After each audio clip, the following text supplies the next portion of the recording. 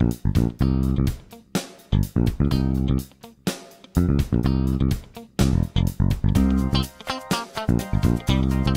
Paul en effet dit « Car nous n'avons pas à lutter contre la chair et le sang, mais contre les dominations, contre les autorités, contre les principes de ce monde des ténèbres, contre les esprits méchants dans les lieux célestes. » Alors c'est toute une déclaration, et cette déclaration, vous l'avez peut-être déjà entendue, ou vous avez entendu des prédications là-dessus, et je suis sûr que vous avez entendu de très bonnes choses par rapport à cela. L'apôtre Paul dit, c'est pas contre la chair et le sang, mais il y a des principautés, il y a quelque chose qui se passe dans les lieux célestes. Mais notez bien maintenant dans le contexte immédiat, la chair et le sang, eh bien c'est ce qui est ici charnel. Il avait employé, par exemple, pour les maîtres, il avait dit, il y a le maître charnel, eh bien, on n'a pas à lutter contre la chair, ce qui est charnel, mais contre les ruses du diable. Alors, notre combat ne se trouve pas contre notre employeur, notre combat ne se trouve pas avec nos employés, notre combat n'est pas contre notre épouse, les deux, l'homme et la femme, deviennent une seule chair.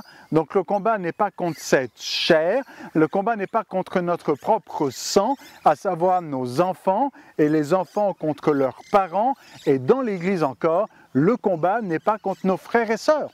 Entre juifs et non-juifs, il y avait des tensions à Éphèse, et l'apôtre Paul dit « Ne vous trompez pas de combat ». Le combat ne doit pas être fratricide, il n'est pas contre les frères et contre les sœurs.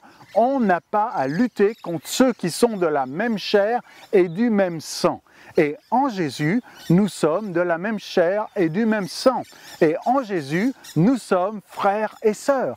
Et nous n'avons pas à lutter contre ceux qui sont de notre chair. L'Église, c'est le corps de Christ, c'est la même chair, et nous avons tous ce même sang. Et comprenez aussi que dans cette image du sang, c'est par le sang de Jésus que nous sommes unis frères et sœurs. Un sang a été versé. Et il y a donc un lien de sang entre les frères et les sœurs spirituels que nous formons dans l'Église.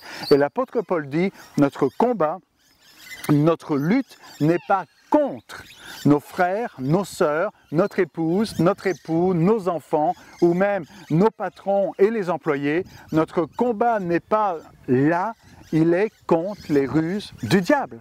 Alors réalisons bien ces choses, qu'il n'y ait pas de lutte dans l'Église, qu'il n'y ait pas de lutte dans les familles, qu'il n'y ait pas de lutte sur le lieu du travail, mais réalisons et comprenons les ruses du diable, les dominations, les autorités, les princes de ce monde de ténèbres, les esprits méchants qui sont dans les lieux célestes. Nous savons que Jésus nous a bénis de toute bénédiction spirituelle dans les lieux célestes. Nous avons été bénis en Jésus-Christ dans les lieux célestes.